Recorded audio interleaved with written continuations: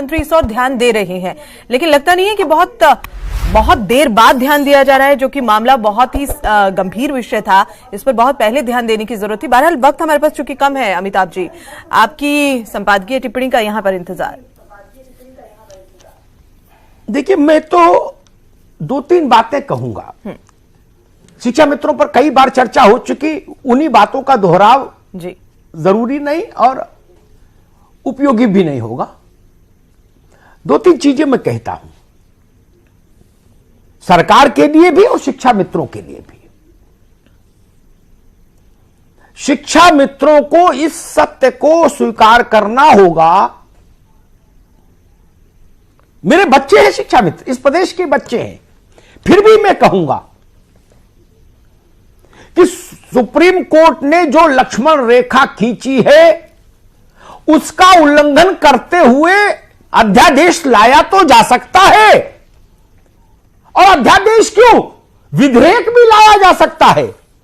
सत्तारूढ़ पार्टी का बहुमत होता है, विधेयक पारित भी हो जाएगा 5 मिनट में। लेकिन कोई भी विधेयक, मेरी बात को गौर से सुन लीजिएगा, कोई भी विधेयक, कोई भी अध्यादेश, कोई भी एग्जीक्यूटिव आदेश, ऑर्डर, जिसको हम कार्यकारी आदेश बोला जाता है, ये तीनों चीजें न्यायपालिका की समीक्षा से परे नहीं हैं, ये जान लीजिएगा। अध्यादेश, विधेयक, जिसको कानून बोलते हैं, आप कोई भी कानून बनाने के लिए स्वतंत्र हैं, लेकिन अदालत उस कानून को नापने जांचने के लिए अंतिम पैमाना है। फिर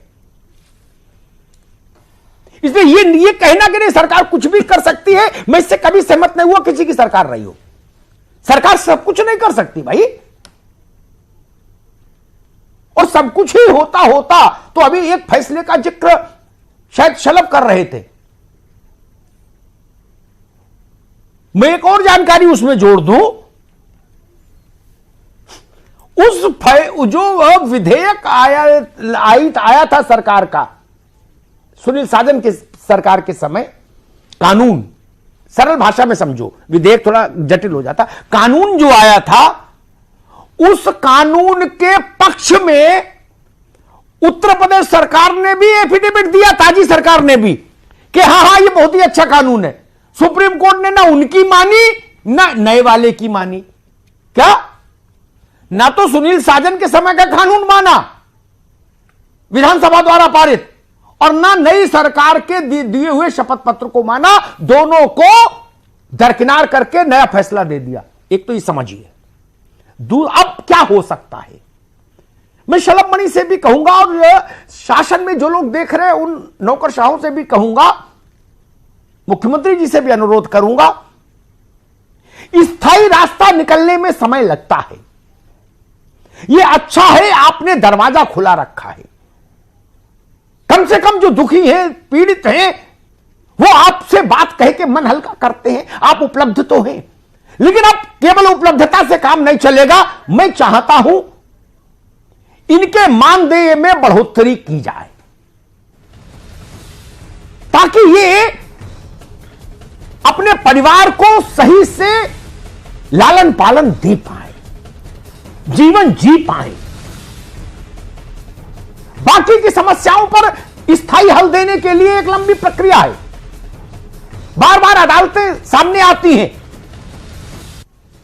उत्तर प्रदेश में पिछले 10 साल में कोई ऐसी भर्ती नहीं जिसमें अदालती हस्तक्षेप नहीं हुआ हो। शलभ मणि भी बैठे हैं, सुनील भी बैठे हैं, दोनों इस बात से सहमत होंगे। कोई भर्ती नहीं, 4 चपरासी की भर्ती नहीं हो पाई। कहीं है सुप्रीम कोर्ट, कहीं हाई कोर्ट, कहीं लखनऊ बेंच, कहीं इलाहाबाद बेंच। उस परिस्थिति में आप कैसे उम्मीद करते हैं कि सरकार कोई भी आदेश निकाल देगी और अदालत मान लेगी? यह चीज जरूर सरकार के हाथ में है, पूरी तरह से मान दे। यह अधिकार प्रोरोगेटिव सरकार का है, विशेषाधिकार। मैं निवेदन करूंगा कि मुख्यमंत्री जी आज मिले हैं, उनके आश्वासन का मान रहना चाहिए।